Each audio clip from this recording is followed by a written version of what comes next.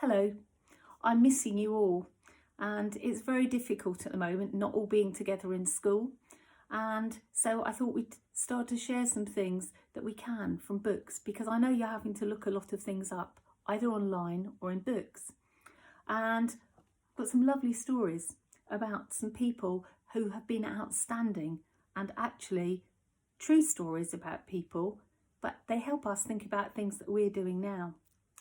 So one of these people is somebody called Amelia Earhart. And when she was young, she liked to imagine that she could stretch her wings and fly like a bird.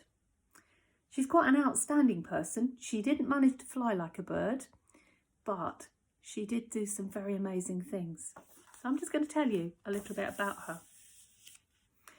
When Amelia was a little girl, she liked to imagine she could stretch her wings out like a bird. And I'm sure you've done that sometimes. If it's been very windy or you've stood outside and you've had that lovely feeling of the air whooshing past you. When she was a little bit older, she went to an air show and the planes soared into the sky while she was down on the ground, and she wished she could go up and see them. She got a ride in an aeroplane. It was quite a long time ago, not like aeroplanes are now. And she liked it so much, she didn't ever want to come down.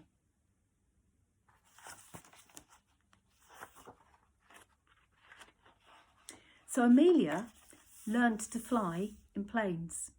And after months of practicing, she became the first woman to fly a plane at 1,400 feet. No, 14,000 feet. There are all the stunts and things she did in her plane, with it going in all different directions. With a mechanic and a pilot, she was also the first woman to fly right across the Atlantic Ocean. And as they set off, she waved at the whales below her. That's a lovely picture with the silhouette of her plane and of a whale in the water. After many hours, they reached land. The world looked so small that the houses and the cars looked like toys below them. Even though Amelia wasn't flying the plane, when they landed, she became famous because people around the world were inspired by her story. Amelia thought that every girl deserved to fly, so she founded a club with 98 other fearless pilots. And the pilot is the person that's driving the plane. A little later, she flew across the Atlantic all by herself, which would have been a very brave thing to do. As her 40th birthday approached, Amelia decided she wanted one big challenge: to fly around the world. A brave navigator went with her.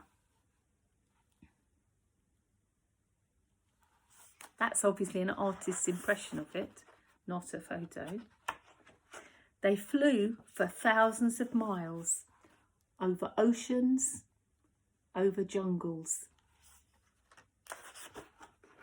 They turned over the savannah, where there were impressions of the giraffes seeing them go past. Some people said the journey was crazy, but Amelia wasn't afraid of living 1,000 adventures. She flew on like a bird, further than anyone had gone before, and never to return.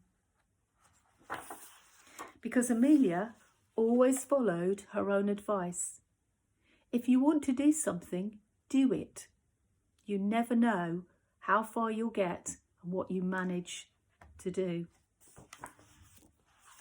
She was always keen for a new challenge, and in 1937, so that's nearly 100 years ago, she decided to do that flight around the world, and she really did it.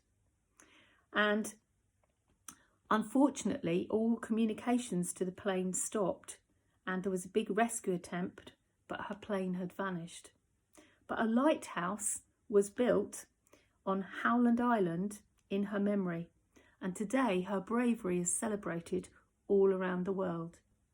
Because the memory of what she managed to do, and particularly for women in flight, was absolutely amazing, because she was only born just before 1900. So this was a long time ago, and she had that feeling in her that she had to fly. And she did a lot of things to help other people, and particularly other women, become pilots and to go on the journey of the aeroplanes and flying. So Amelia Earhart is somebody that we remember in history, but also gives us that message of getting over something that's difficult, facing that challenge, and actually living to what she wanted to do and doing very well at it. I hope you're all getting on with things that you're seeing on the website for you to do and do at home, and keeping in touch with your class teachers or the teachers that are in your bubble and your phase. And I'll see you again soon.